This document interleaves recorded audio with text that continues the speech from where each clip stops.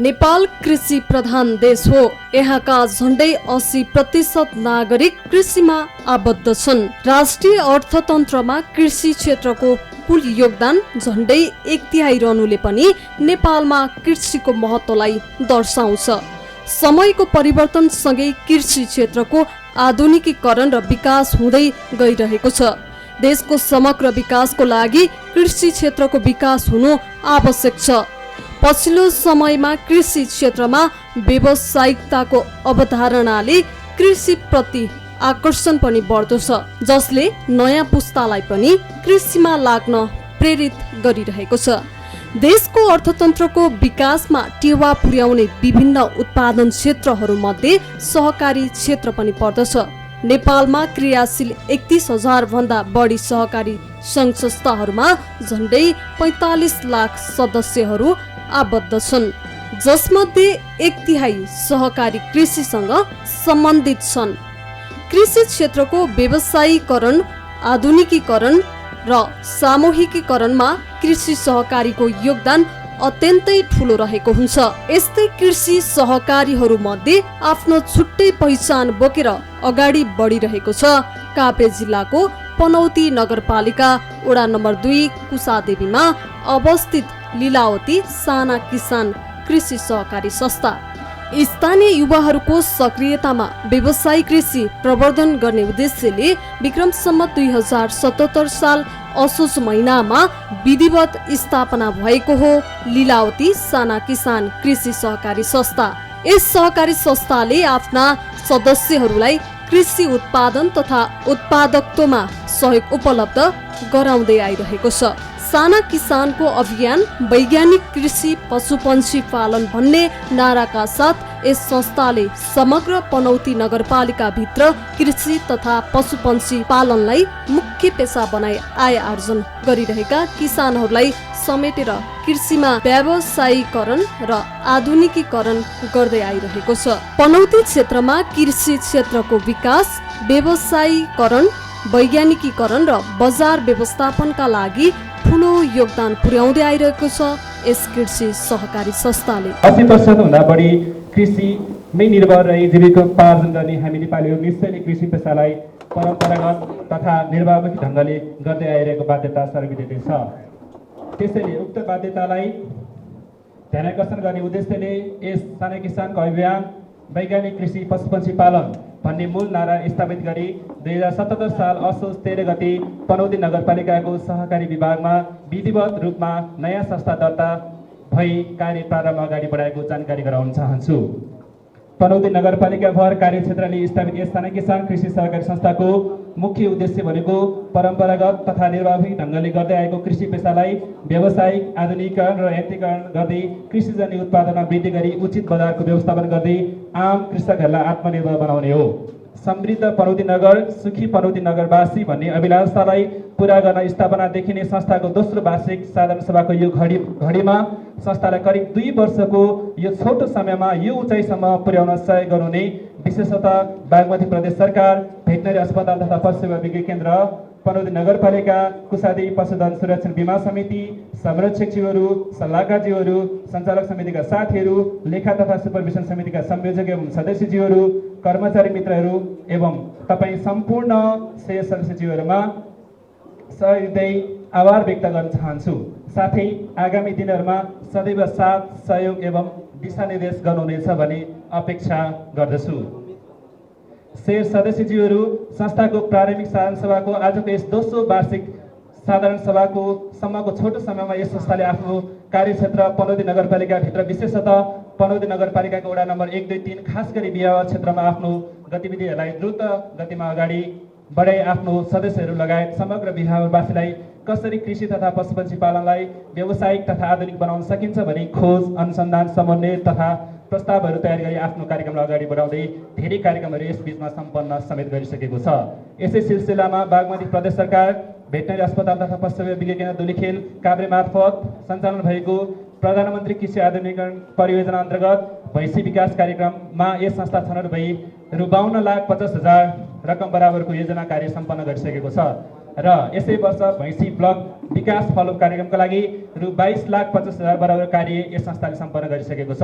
यस कार्यका लागि सहयोगी निकाय बागमती प्रदेश सरकार, भेटनेरी अस्पताल काभ्रेका प्रमुख लगायत कार्यालय परिवार, पनौत नगरपालिकाका प्रमुखज्यू, निवर्तमान नगर प्रमुखज्यू लगायत कार्यालय परिवारलाई हार्दिक आभार व्यक्त गर्दछौँ।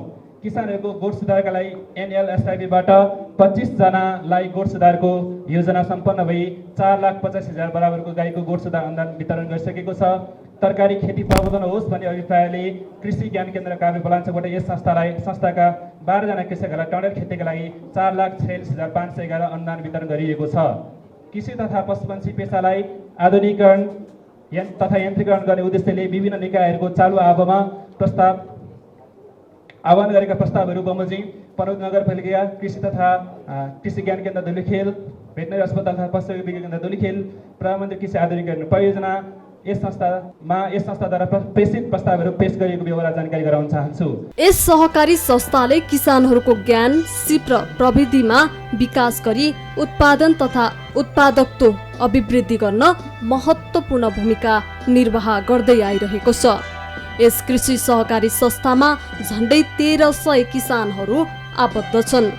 सरकारवाला निकायहरूको समन्वय तथा सहयोगमा यस सहकारी संस्थाले व्यावसायिक कृषि प्रवर्धनको लागि विभिन्न कार्यक्रमहरू तथा तालिमहरू सञ्चालन गर्दै आएको छ। ती कार्यक्रमहरूबाट सकारात्मक परिवर्तनहरू देखिएका छन्। विशेष गरी पनौती नगरपालिकाको वडा नम्बर 1, 2 र 3 मा यस सहकारी संस्थाले विभिन्न कार्यक्रमहरू सञ्चालन गर्दै आइरहेको छ। कम लागतमा बढी उत्पादनका लागि कृषि यान्त्रिकरणमा विशेष जोड दिएको छ। यस सहकारी संस्थाले सरकारवाला निकायहरूको सहयोगमा किसानहरूलाई कृषि यन्त्र वितरण गर्दै आएको छ।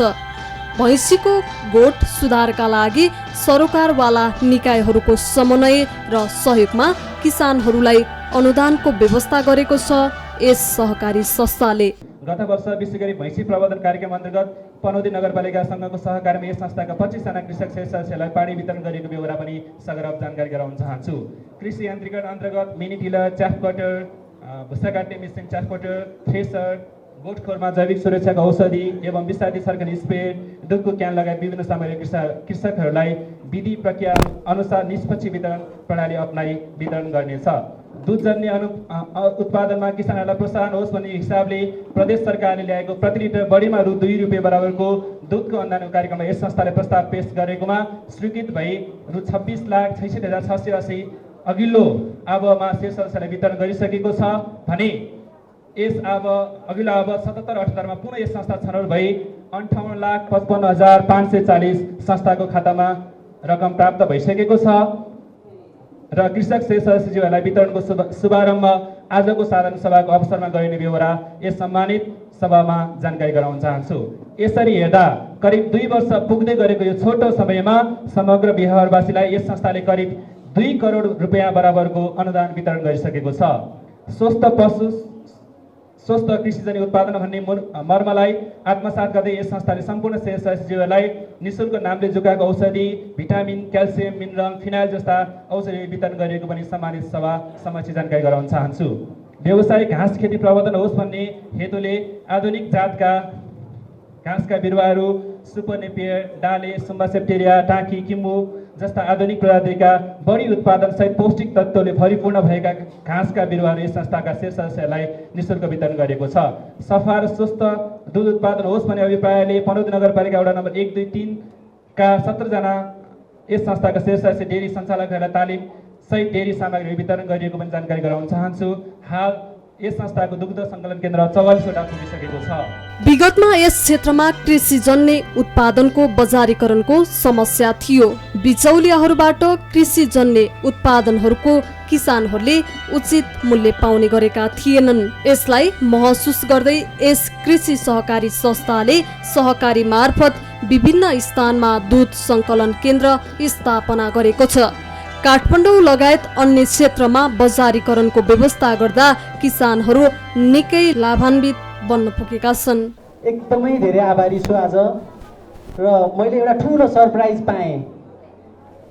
संस्थागत कार्य अगाडि बढाइरहनको लागि म एक्लैको त्यति ठुलो हात केही हुँदैन जबसम्म सेयर सदस्यज्यूहरू, संस्थाका सल्लाहकारज्यूहरू, संरक्षकज्यूहरू, सञ्चालक सदस्य सँगसँगै कर्मचारी साथीहरूको सहयोग बिना यो संस्था यति माथि गएको होइन। सबैको साथ सहयोग उत्तिकै अपरिहार्य छ र आगामी दिनमा पनि यसले निरन्तरता पाउँछ भन्ने एकदमै धेरै ठुलो अपेक्षा राखेको छु मैले।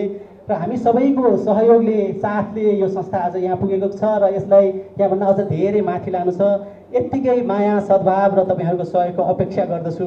हार्दिक हार्दिक आभार व्यक्त गर्न चाहन्छु यहाँहरू सम्पूर्णमा। गत सालको कार्तिकबाट हामीले कर्जा लगानी सुरु गरेका थियौँ र गत साल हाम्रो जम्मा 11,50,000 रुपियाँ मात्रै कर्जा लगानी भएको थियो र हामीले 2 करोड रुपियाँ कर्जा लगानी गर्न सक्छौँ भनेर हामीले एउटा प्रक्षेपण गरेका थियौँ र त्यसलाई पनि हामीले सिलिङ क्रस गर्दै 2,34,91,790 रुपियाँ कर्जा प्रवाह गर्न सफल भएका छौँ गत आर्थिक मसान्तसम्म, जुन शीर्षक वाइज रूपमा यस प्रकार रहेको छ। सहुलियतपूर्ण कर्जा हामीले 39,79,427 रुपियाँ लगानी गरेका छौँ र यसको ब्याज दर 3% मात्रै रहेको छ। हामीले 40जना कृषक सेयर सदस्यज्यूहरूलाई कृषि फर्म दर्ता गर्नुभएको प्यान नम्बर सहितको सेयर सदस्यज्यूहरूलाई र यो महिला उद्यम अन्तर्गत हामीले 40जना कृषकहरूलाई 1 लाखको दरले 40 लाख रुपियाँ कर्जा प्रवाह गरेका थियौँ।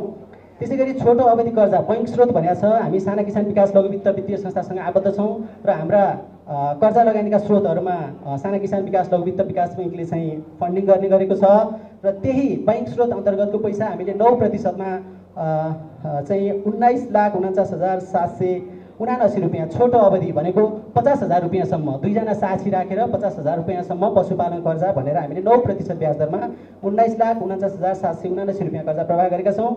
त्यसै गरी मध्यम अवधि कर्जा भनेको छ ठुला व्यवसायीहरू जसले व्यावसायिक रूपमा पशुपालन, कृषि तथा पशुपालन कार्य गरिरहनु भएको छ, उहाँहरूलाई धितोको आधारमा बढीमा 5 लाख रुपियाँसम्मको सिलिङ हाम्रो संस्थामा रहेको छ। त्यस अन्तर्गत हामीले 50,77,040 रुपियाँ पनि 9% ब्याज दरमा कर्जा लगानी गरेका छौँ।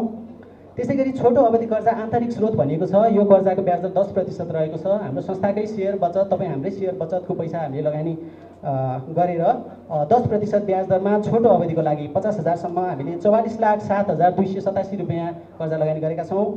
त्यसै गरी मध्यम अवधि कर्जा आन्तरिक स्रोत भनेको छ। यो पनि ठुला व्यवसायीहरूलाई जसले व्यावसायिक रूपमा कृषि तथा पशुपालन कार्य गरिरहनु भएको छ, उहाँहरूको लागि धितोमा रु 80,58,257 रुपियाँ 10% ब्याज दरमा लगानी गरी टोटल हामीले 2,34,91,790 रुपियाँ गत आर्थिक वर्षमा कर्जा लगानी गरेका छौँ।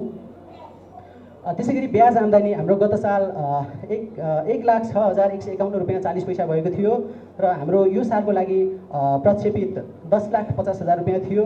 यो सिलिङलाई क्रस गरेर हामीले 12,51,760 रुपियाँ 98 पैसा ब्याज आम्दानी गर्न सफल भएका छौँ।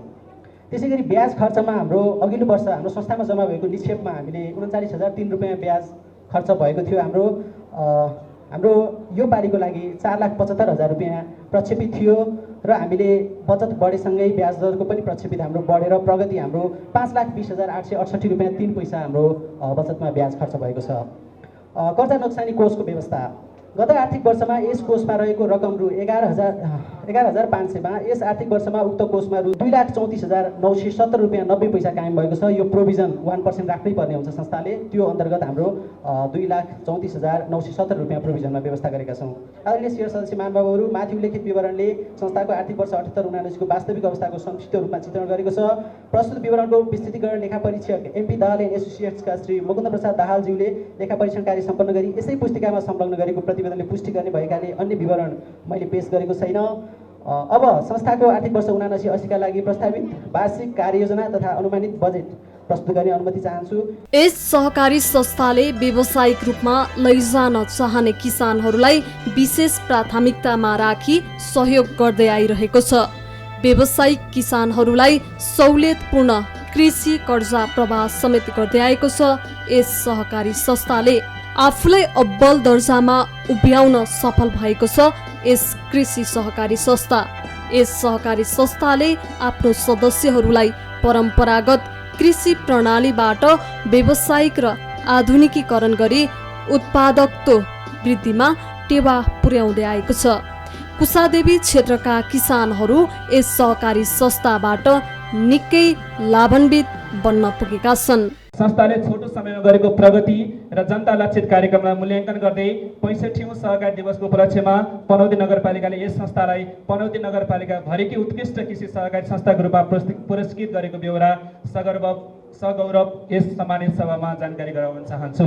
आदरणीय शेर सदस्य महानुभावहरू, व्यवसायिक कृषि तथा पशुपालन गर्ने कृषकहरूलाई सहुलियत ब्याज दरमा कर्जा प्रवाह गरी कृषि क्षेत्रबाट पलायन हुने बाध्यतालाई कम गर्न साना किसान विकास लघु वित्तीय सहकारी संस्थासँग आबद्ध भई सहुलियत ब्याज दरमा कर्जा प्रवाह गर्ने प्रक्रिया थालनी भइसकेको बेहोरा पनि यहाँ समस्या जानकारी गराउन चाहन्छु।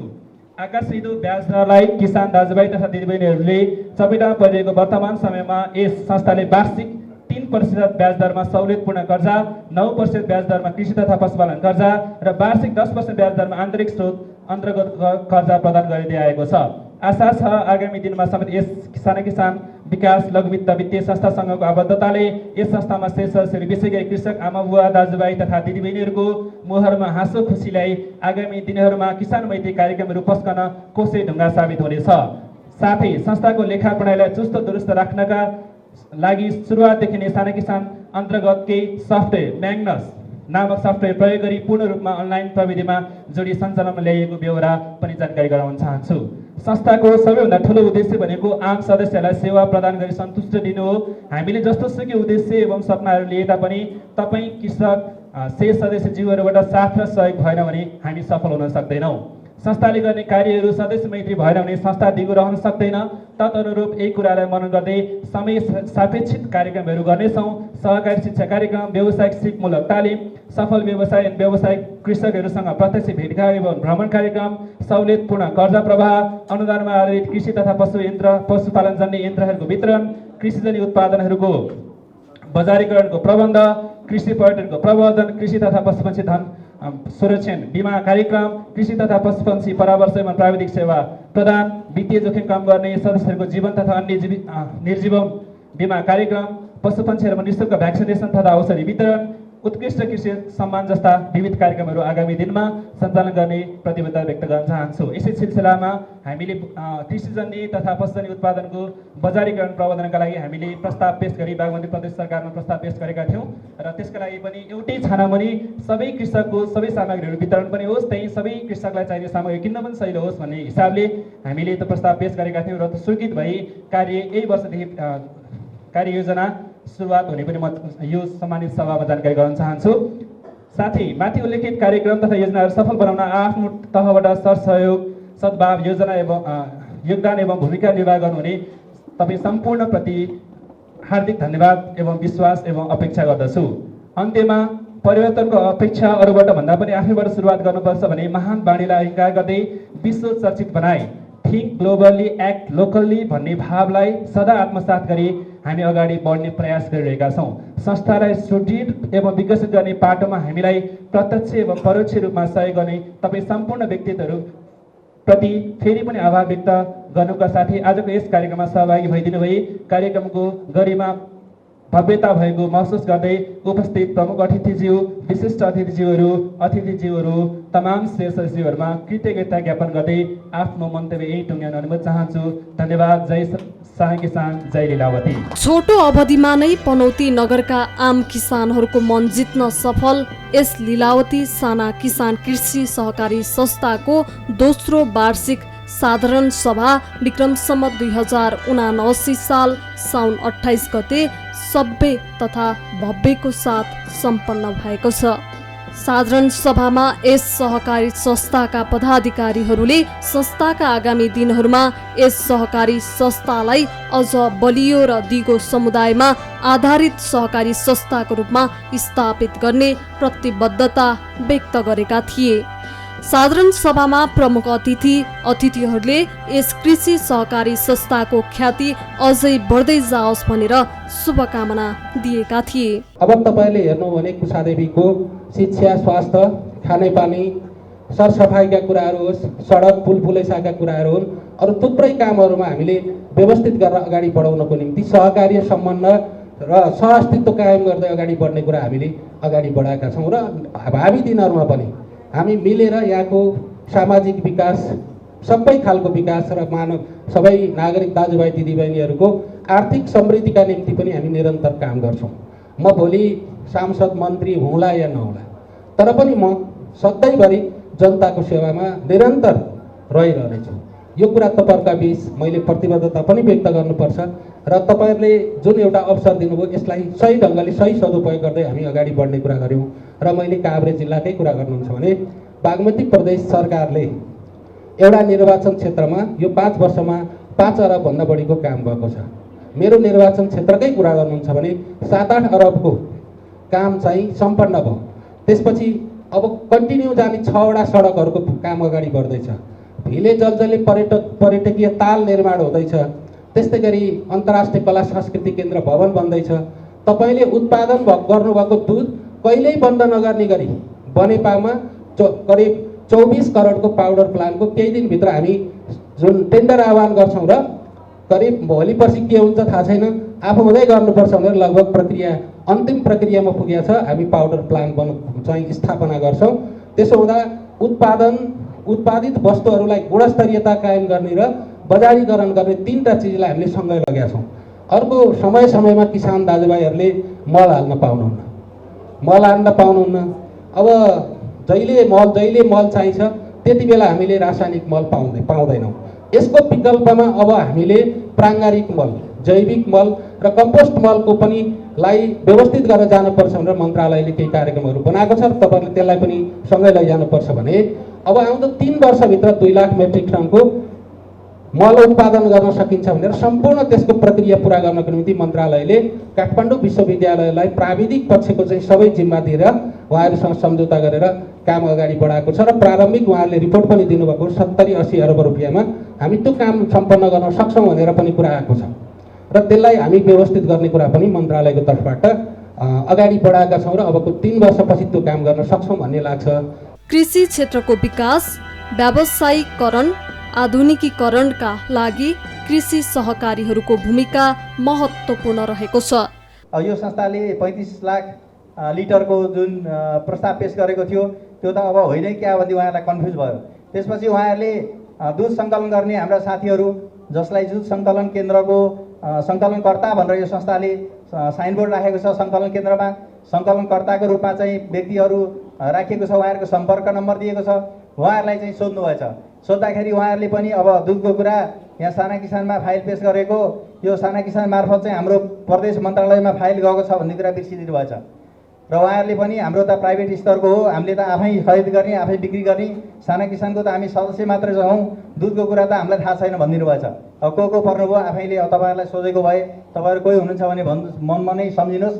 र त्यसले गर्दा पनि उहाँहरूलाई अलिकति कन्फ्युजन पैदा भयो, किनभने यो चाहिँ न कृषकले नपाउने हो कि साना किसान मार्फत यसरी प्रदान गरिने कुराको जानकारी त हुनु पर्यो नि, सङ्कलकहरूलाई पनि हुनु पर्यो भन्ने कुरा चाहिँ छलफल भएछ र झन्डै यो कुरा खुसिएको थियो। यो अहिलेको पालिको अनुदान चाहिँ हामी प्राप्त नगर्ने अवस्थामा पुगेको थियो। त्यति बेला त्यो कुराको जानकारी भयो।